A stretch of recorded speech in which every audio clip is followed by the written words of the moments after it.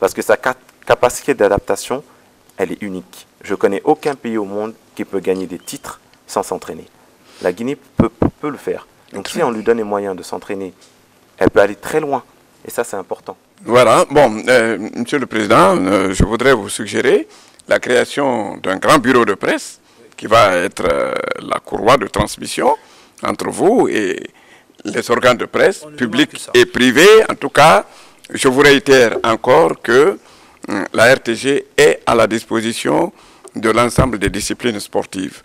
Alors, j'aimerais donner la parole aux dirigeants des clubs pour recueillir un peu le commentaire qu'ils ont à faire par rapport au déroulement du championnat au niveau de nos clubs, surtout. Je salue cette initiative qui consiste à organiser des plateaux pour parler des disciplines sportives.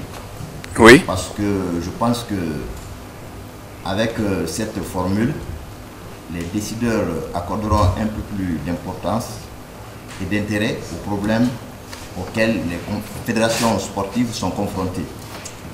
Bon, pour avoir suivi le début de ce débat, je suis quelque peu resté sur ma faim sur deux questions posées par l'animateur de l'émission. La première question a trait aux relations entre le ministère des Sports et la fédération.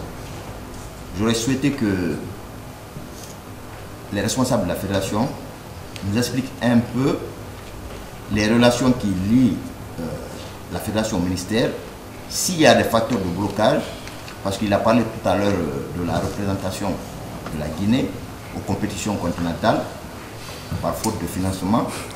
Et ensuite, la deuxième question a trait aux relations entre la fédération et FIBA Afrique. Oui, heureusement pour nous avons des compatriotes qui sont dans le bureau central de FIBA Afrique. Je pense que c'est une grande chance pour nous. Et quelles sont les opportunités que pourrait nous offrir cet avantage? Bon, Monsieur le Président, encore une fois, l'apport de l'État, mais nous avons posé cette question, et les relations avec FIBA Afrique et FIBA Monde. Bon, effectivement, cette question, bon, nous aujourd'hui, nous sommes au basket, très tôt on a compris qu'il fallait, au lieu de se plaindre de l'obscurité, il fallait allumer une chandelle. Voilà d'où on organise un peu ces compétitions. On a compris qu'il fallait aller chercher ces moyens totalement ailleurs rapidement et éviter tout le temps de tendre la main parce que c'est compliqué, tes dossiers n'aboutissent pas, ça part nulle part. Et même pour nos compétitions à l'étranger, Oumar l'a dit tout à l'heure, on essaie de trouver ces fonds ailleurs. Ces fonds ne viennent pas forcément des caisses parce que nous, même pour moi, même en personne, avoir des ordres de mission pour aller participer au congrès de FIBA et autres, c'est totalement, il faut forcément que je passe par des moyens privés pour y aller. Et voilà, deux fois ça fait, je dirais pas mal au cœur quand tu vois des disciplines, deux fois qui vont simplement se balader, ils vont à 50, 75 personnes avec des délégations, tout frais payés, tout pris en charge, et que les autres sports sont totalement, je ne dirais pas abandonnés, des fois ça fait mal au cœur, mais on a tous le même objectif, c'est-à-dire faire rayonner le nom guinéen à travers le monde, se battre et trouver des solutions pour que cela... Bon, pratiquement, est-ce que le ministère de la Jeunesse fait quelque chose pour la promotion du basket ? Et si le ministère ne fait rien, cela mérite d'être dit pour que des leçons soient tirées à ce niveau. C'est-à-dire, dire aussi qu'ils ne font rien, je ne sais pas, c'est un peu trop dire. C'est-à-dire, mais bon, jusqu'à présent, par exemple, je peux dire qu'on n'a pas de subvention pour 2014. Ça, par exemple, c'est effectif. On n'a pas eu de prise en charge pour nos dossiers de voyage et autres.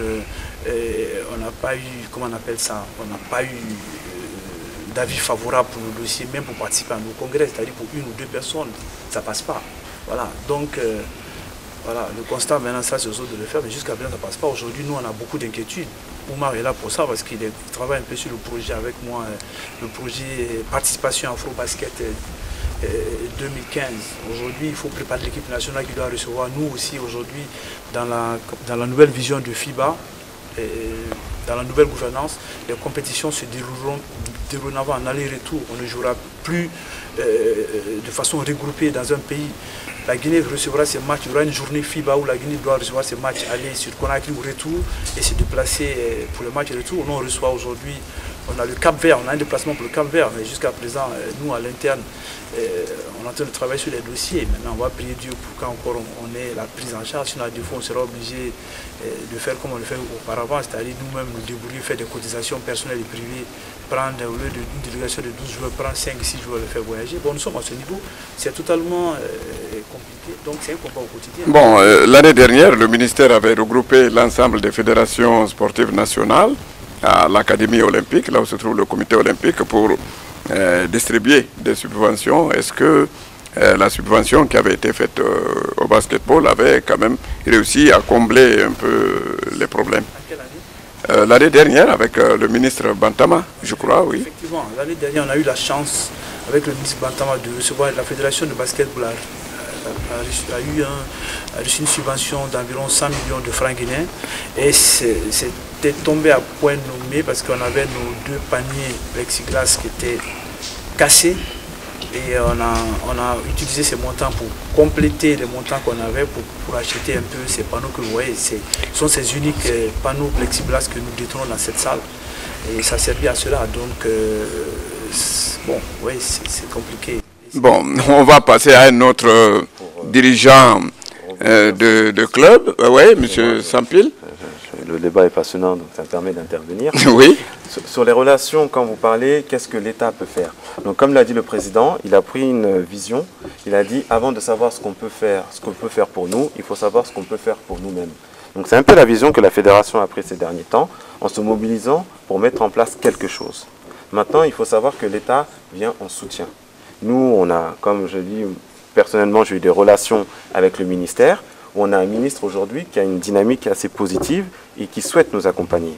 Aujourd'hui, le président a montré certains résultats au niveau local, mais il voudrait une aide pour aller au niveau international. Parce que je prends l'exemple d'une voiture. Une voiture, la station-service est à 10 km. Par contre, je n'ai pas assez d'essence. Si j'arrive à la station, j'aurai le plein.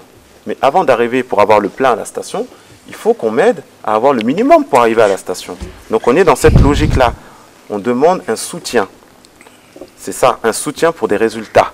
Et il faut savoir que la contribution de l'État n'est pas seulement du social. Il faut voir une vision économique qui permet de dire que l'exposition internationale permet justement un développement touristique. Quand on prend les fonctionnalités positives du sport, c'est-à-dire tout ce qui le sport amène de positif, il faut savoir que envoyer une équipe en compétition, on a bien dit qu'il y a des frais de mission, est une mission. C'est l'image du pays qui est mise à l'international et une ouverture. Aujourd'hui, on reconnaît les pays lors des compétitions internationales. Donc, accompagner une équipe n'est pas seulement social, ni n'occupe pas seulement la masse, mais elle permet d'avoir un outil de développement, que ce soit touristique, économique et au niveau des infrastructures. Pour revenir au niveau des infrastructures, aujourd'hui, on a la contribution d'un partenaire privé qui a construit une zone à Kaloum, qui a mis en place 4 terrains de basket pour le basket de masse.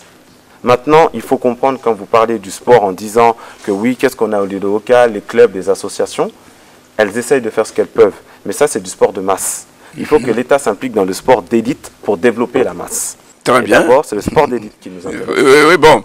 Est-ce qu'un dirigeant de club voudrait émettre un avis sur le déroulement du championnat, la participation de leur club, les problèmes rencontrés par les différents clubs? Il y a quelqu'un qui a levé la main, moi, Alma Milay. Oui. Moi, c'est Bam Mondian, communément appelé Kodja. Oui. Trouvant au centre de basket Ouéa. Oui. Ma question est de savoir réellement comment on peut développer aussi le basket en dehors de ces centres qui se trouvent seulement au niveau de Dixie. Communément, nous, on est dans la commune de Ratouma. Il faut qu'on se déplace de là jusqu'au stade de 28 hectares. Donc nous avons des terrains publics, nous espérons vraiment que l'État ou la fédération fait face à nous par rapport à ça, d'avoir un terrain public. Donc bon, on aimerait savoir le regard que vous portez sur le déroulement du championnat et son niveau technique. Bon, pour le déroulement, quand même, ça passe pas mal parce que la fédération, cette fois-ci, ils ont bien organisé le championnat. Là, je suis voilà, on va passer à un autre. Le déroulement du championnat et le niveau des compétitions. Pour l'organisation du championnat, bien avant que moi je sois là-bas, le championnat se passait très mal parce que le palais était abandonné. C'était un lieu de dortoir des petits bandits qui venaient vraiment salir le palais et faisaient pipi tout. Mais depuis qu'il est venu là-bas, vraiment on a essayé de repeindre le palais du sport et essayer de sécuriser un peu ce palais. Donc vraiment je remercie ces actes. C'est ce que j'avais à dire. Bien, on va parler aussi des infrastructures, mais on est sur le niveau technique du championnat, son déroulement, oui. Je tiens à remercier la Fédération guinéenne de basketball pour son implication à ce que le championnat s'est bien déroulé. Je dirais que mon club s'est bien comporté lors de ce championnat parce qu'on s'est classé 5e sur les 6 qui sont allés au play-off, chose qui n'était pas aisée. Donc je dirais que le championnat s'est bien déroulé et que vraiment les joueurs se sont bien donnés à fond afin que vraiment le niveau du championnat arrive à ce qu'on a vu aujourd'hui. Et bien sûr, il reste beaucoup de choses à faire, mais ce qui est fait déjà, il faudrait qu'on salue cela et qu'on dise de part et d'autre, y compris les encadreurs et la fédération. Bon, avez-vous rencontré des difficultés pour la participation de votre club? Bien sûr, nous avons rencontré des difficultés. Lesquelles? Pratiquement pour le regroupement des joueurs, ce n'était pas chose aisée parce que nous avons des joueurs athlètes, travailleurs, c'est-à-dire qui travaillent et puis qui viennent faire le sport. Donc, ce n'est pas facile pour les regrouper. Et deux fois, même le problème de transport se pose. Donc, ce n'est pas facile. Et nos heures de compétition aussi ne sont pas faciles parce que si ce n'est pas au-delà de 19 heures, ce n'est pas aisé pour nous. Donc, ce sont ces quelques difficultés que nous avons eues pour cette compétition. Donc, je remercie et bonne continuation. Voilà. Un autre voudrait demander la parole. Bien, je dirais, par rapport à votre question, le niveau de notre championnat est vraiment appréciable parce que c'est un bon moment, nous n'avons pas joué un championnat intégral. C'est-à-dire, je veux parler de championnat aller et retour. Parce que quand les joueurs, par exemple, évoluent dans des clubs différents et qu'à chaque fois il y a organisation d'un championnat, donc avant il était question de regrouper les clubs dans une journée, jouer des rencontres entre les clubs et puis déterminer l'équipe championne. Mais cette fois-ci, tel n'a pas vu vraiment le cas. Il y a eu des rencontres aller et retour. Donc ce qui est appréciable par rapport à l'organisation de ce championnat. Cela a permis vraiment d'avoir pas mal de bons joueurs qui pourront vraiment s'exprimer ailleurs. Parce que nous savons tous que le problème qui existe actuellement au sein de notre basket, mon problème, c'est que les joueurs ne compétissent pas sur le plan africain parce que tout simplement, le moyen manque un peu à notre fédération pour pouvoir vraiment faire participer à ces équipes-là pour qu'elles puissent se mesurer à d'autres joueurs qui évoluent dans les clubs étrangers. Et vraiment, je demanderai à l'autorité de venir en aide à cette fédération qui est pleine d'initiatives, mais vraiment, c'est les moyens qui leur manquent. Moi, je pense qu'avec ces moyens, avec la création des aires de jeu dans certaines communes de la capitale, ça pourra vraiment aider les jeunes, non seulement à s'adonner, mais aussi à se perfectionner en matière de basket. Bon, est-ce qu'il y a un autre, voilà, un dirigeant du basketball, de club, oui? Vous avez joué au basket, je crois. Moi, j'ai accompagné la sélection nationale au Maroc. Vous étiez membre de cette équipe-là. Voilà. Et je dirais que le niveau de championnat était bon. Mais le problème, comme l'a dit M. le Président, il y a beaucoup de choses à faire. Beaucoup de choses à faire. Parce que vous prenez l'intérieur du pays actuellement, il n'y a pas d'administration. Moi, je suis étudiant, je suis obligé, par mes propres moyens, d'aller à Niamey. On envisage de faire un autre là aussi. On prend l'équipe de la Madone, on va se déplacer pour aller mais il faut que l'État nous aide aussi, comme avant, qu'on puisse redynamiser au moins le basket au niveau des préfectures. Sinon, ça ne peut pas aller. Si ça se concentre à Conakry, ça ne peut pas aller. Il y a la potentialité à l'intérieur, mais faute de moyens, ça n'existe pas. Sinon, le championnat quand même, moi on a bien joué parce qu'au premier tour, mon club que j'ai fait, il y a 20 ans, au premier tour, avec toutes les équipes, au premier tour, nous étions premiers.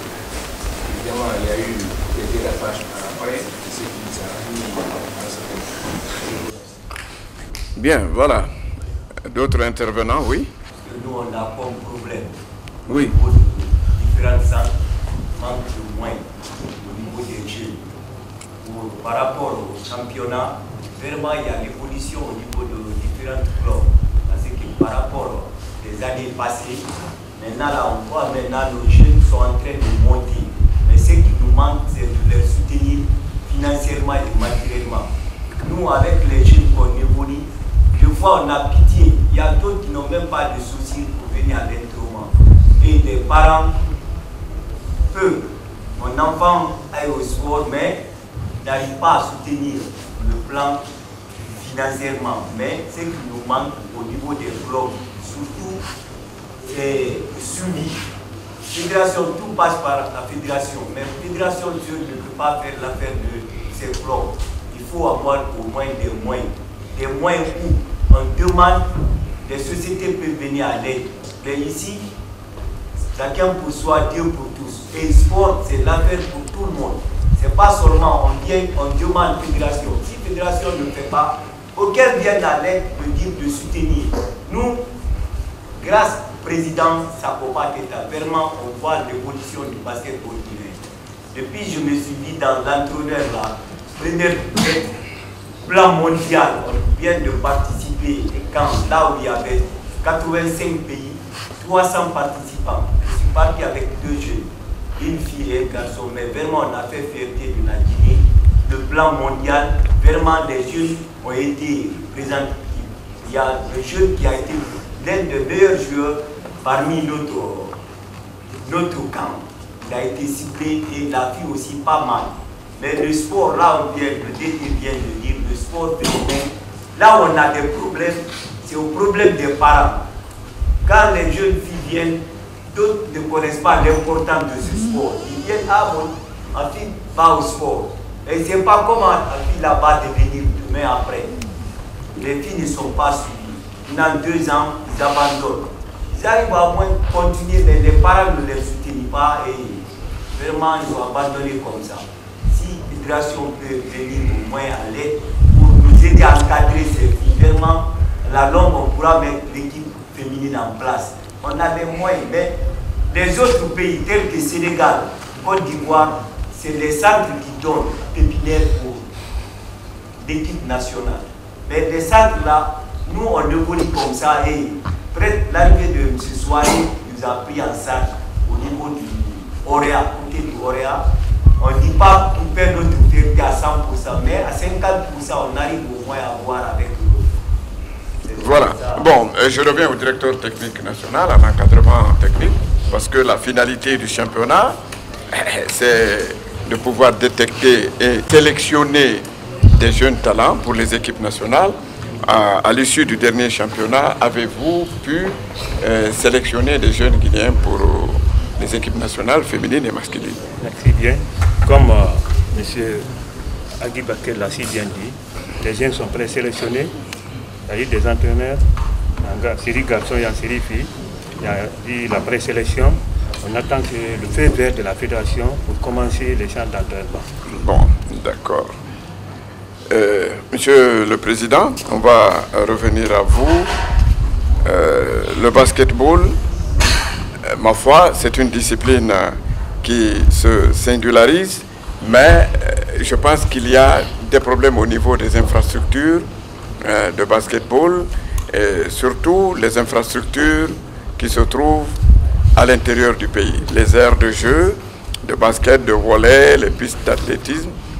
Bref, les infrastructures de l'intérieur se meurent quelque peu.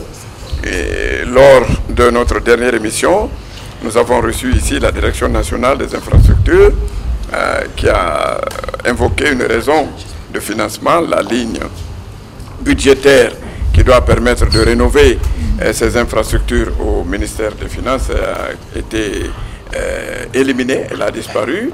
Bon, en attendant que cela soit rétabli, au niveau de la Fédération guinéenne de basketball, est-ce qu'on peut savoir ce que vous faites quand même pour que les infrastructures sportives au niveau national et au niveau régional et préfectoral, pour que ces infrastructures-là, elles se prêtent quand même à la pratique du sport?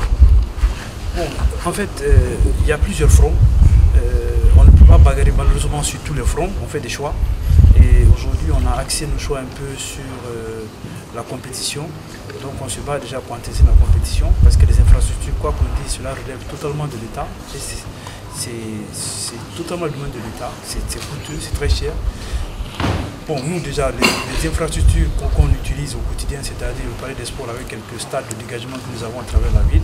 Et aujourd'hui, Dieu merci, grâce un peu à Blue Zone, on a encore 4 stades de très bonne qualité.